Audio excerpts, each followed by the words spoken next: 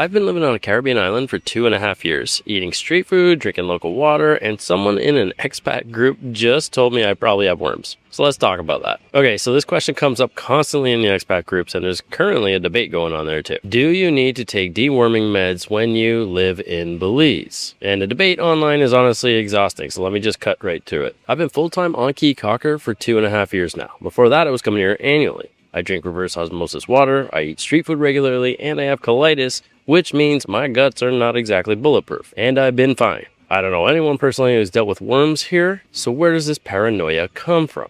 So here's the thing. The research on intestinal parasites in Belize is real, but it's very specific. The studies that show high rates of hookworm, those are coming out of southern Belize. Toledo District, Stan Creek, rural indigenous Mayan communities. Sometimes they got dirt floors, sometimes no toilets. Sometimes they're, pulling water from the streams. That's context. That's a completely different world from living on a Caribbean island with decent water infrastructure like we have here with the reverse osmosis on Caye Caulker.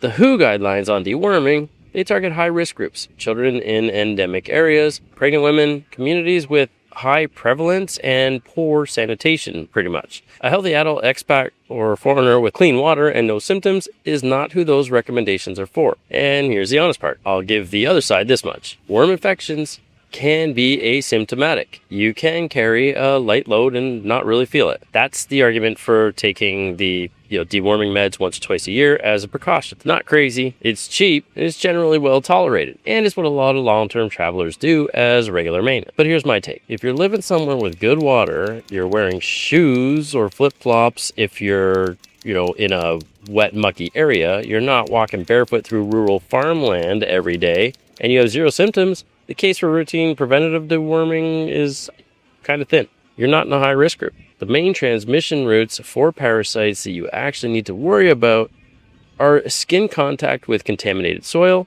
usually barefoot, and fecal contamination in water. If you kind of address those two things, you're pretty much assessed all of the risk. My personal approach, symptoms first. If I get unexplained GI issues, fatigue, or something that doesn't resolve and doesn't make sense, I'd get a stool test, get an actual diagnosis. Don't just guess and then medicate. And with colitis in the mix, that's even more important because the symptoms can overlap and you want to know that you're actually, dealing with something or what you're actually dealing with. So, do I think I need to routinely deworm living here as a healthy adult? Honestly, not at all. Not unless you have a reason to suspect it. People pushing it hard seem to be applying a rural, developing world health protocols to a very different lifestyle. That said, I am not a doctor and this is not medical advice. So if you have concerns, please talk to an actual physician. But yes, for real talk, and that's where I'm at after 2.5 years on this island and having visited for a long time. Drop your questions below. If you dealt with this or you have a different experience, I want to hear it. And if this was useful to you, I want to know that too. Give me a like and subscribe, and we'll see you in the next one.